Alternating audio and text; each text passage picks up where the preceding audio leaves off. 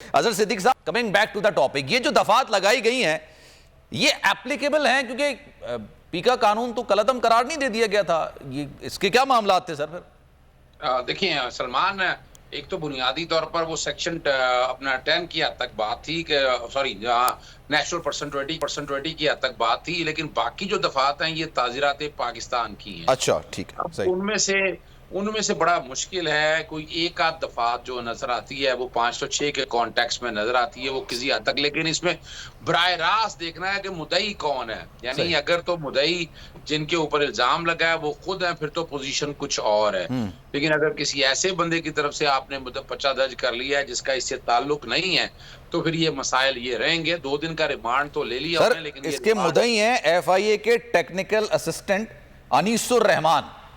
اب دیکھیں یہ اب ڈیفامیشن میں یاد رکھنا ہے آپ نے, اصولی طور پر ایک بیسک پرنسپل ہے ٹھیک ہے کہ جس کی حد کے عزت ہوئی ہے اس نے آگے آنا ہے, اس نے بنی. اور یہی جو ہے اسلام آباد ہائی کورٹ میں اگر یہ ایف آئی آر چیلنج ہوئی تو اسلام آباد ہائی کورٹ اس ایف آئی آر کو کویش کر دے گا on the basis of previous principle. اور 2 دن کا ریمانڈ اپنی جگہ ہے, اس ریمانڈ کو بھی چیلنج کرنا چاہیے. ریمانڈ کس قانون کے تحت لیا ہے, کیا ایسی چیز نکالنی ہے یا کیا چیز ایسی ڈھونڈنی ہے ان لوگوں نے.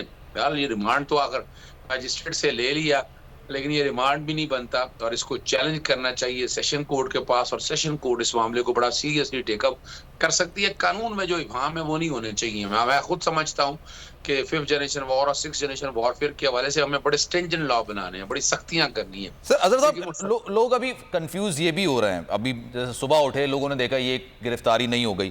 سینئر رہنما سینیٹر ہیں پاکستان تحریک انصاف کے اور سیاست کے پرانے نام ہے سر, ان کی گرفتاری ہو گئی, لیکن لوگوں کو یہ سمجھ نہیں آ رہا کہ گرفتار کس مقدمے میں کیا گیا ہے. کیا انہوں نے جو سوشل میڈیا پر کام کیا اس کی وجہ سے گرفتار کیا گیا؟ 2 کیسز ان پر چل رہے تھے, غالباً منی لانڈرنگ کی بھی شاید چیزیں تھیں, میں ابھی دیکھ رہا تھا, ایک چیز اور بھی چل رہی تھی ان پہ. کس مقدمے میں ان کو گرفتار کیا گیا؟ دیکھیں ایک بات جو سمجھنی ہے آپ کو ساروں کو, جی کہ اگر جو یہ ایف آئی آر سامنے آئی ہے, اس ایف آئی آر میں تو میں نہیں سمجھتا قابل ضمانت جرم بنتے ہیں. یہ مجھے ڈاؤٹ یہ ہوتا ہے کہ اس کے علاوہ پروہیبٹڈ فنڈنگ والے معاملے میں بھی انہیں گرفتاری پاسبل ہے, لیکن جو کہ ابھی سامنے چیز آئی نہیں ہے. جب وہ اپنا ریمانڈ کا پیپر سامنے آئے گا تو اسے پتہ چل جائے گا کہ ریمانڈ کس معاملے میں, 1 میں لے کے آئے ہیں ریمانڈ, 2 کے ریمانڈ لے کے آئے.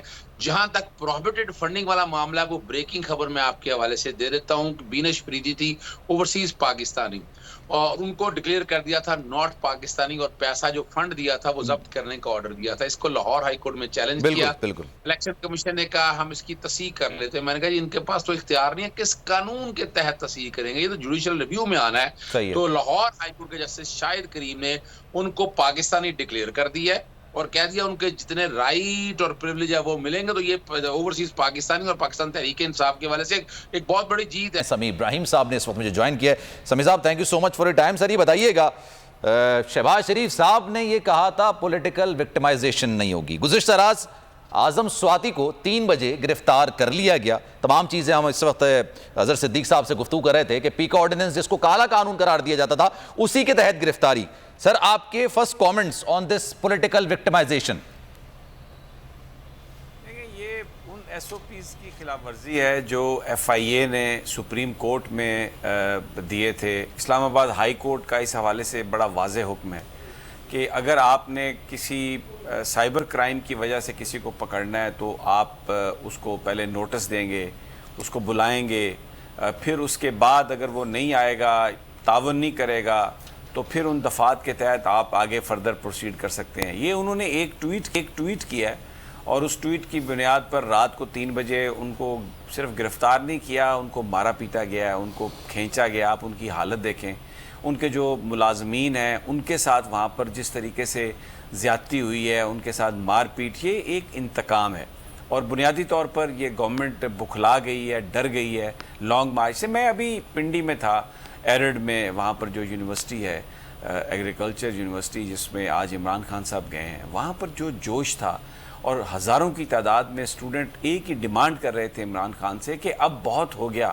شیخ رشید صاحب نے بھی یہی بات کی کہ خان صاحب اب میں بھی تھک گیا ہوں, تو آپ کال کا اعلان کریں. اور جو عمران خان صاحب تھے ان کا یہ کہنا تھا کہ بس طالب علم تیار رہیں, نوجوان تیار رہیں اور میں بہت جلد جو ہے وہ اس کی میں کال دوں گا. تو یہ جو عمران خان کی ایکٹیویٹی ہے جس میں اب وہ یوتھ کی طرف جا رہے ہیں, اور جو گورنمنٹ کالج لاہور یونیورسٹی جو تھی اس کے بعد جو سلسلہ شروع ہوا ہے, اور جس طرح سٹوڈنٹس اس تحریک میں اب شامل ہوتے جا رہے ہیں, یہ گورنمنٹ کی بکھلاہٹ ہے.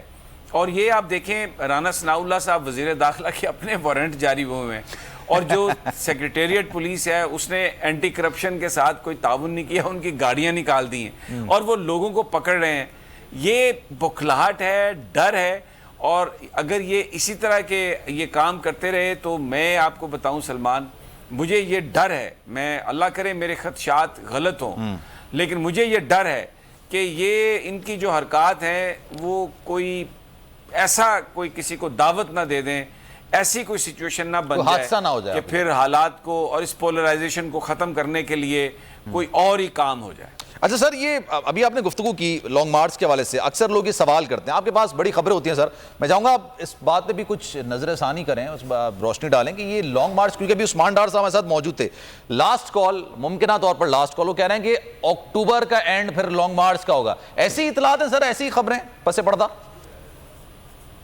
دیکھیں اطلاعات یہ آ رہی تھیں کہ الیکشن کمیشن جو ہے وہ یہ جو 16 اکتوبر کے الیکشن ہے یہ ملتوی کر دے گا, کیونکہ وفاق نے یہ لیٹر لکھ دیا, سندھ گورنمنٹ بھی ترلے لے رہی تھی کہ جناب یہ تو بالکل بھی نہیں ہونا چاہیے. لیکن ہمیں یہ کل پتہ چلا, اور یہ پتہ چلا مونس الائی صاحب کے ٹویٹ سے, کہ انہوں نے پنجاب کے جو چیف سیکریٹری وہاں پر گئے اور جو آئی جی گئے, انہوں نے الیکشن کمشنر کو یہ کہا کہ جناب ہم انتخاب کرانے کے لیے تیار ہیں اور ہم آپ کو وسائل دیں گے, کیونکہ مونس الائی صاحب نے کہا کہ ہمارے پنجاب نے یہ موقف اختیار کیا کہ وفاق انتخابات سے بھاگ رہا ہے. اچھا, اب اعلان ہو گیا الیکشن کمیشن کی طرف سے, جب پنجاب نے کہا کہ جی نہیں تو کہ 16 کو الیکشن ہوں گے. اگر یہ الیکشن نہ ہوتے تو ہمارا یہ اندازہ تھا کہ آج کل میں لانگ مارچ کی تاریخ آ جاتی. اب عمران خان الیکشن کیمپین پہ آج 2 جلسوں میں انہوں نے جانا ہے, انہوں نے مردان بھی جانا ہے, 4 سدہ بھی جانا ہے, اور کل وہ شرک پور میں تھے, اور اس کے بعد وہ کراچی بھی جا رہے ہیں. کل میرا خیال ہے وہ 14 تاریخ ہے, وہ کراچی میں ان کا جلسہ ہے.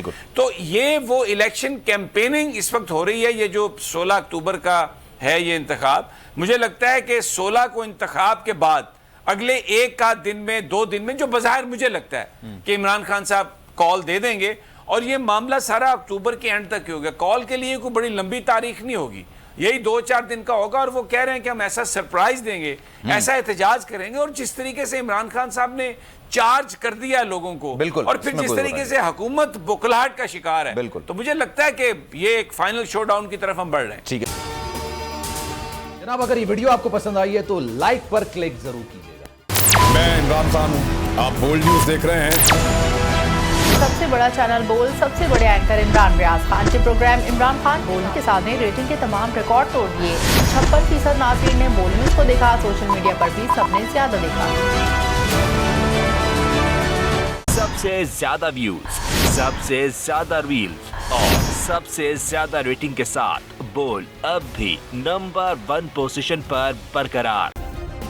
سبسکرائب کریں اور بیل دبائیں تاکہ کوئی خبر رہ نہ جائے.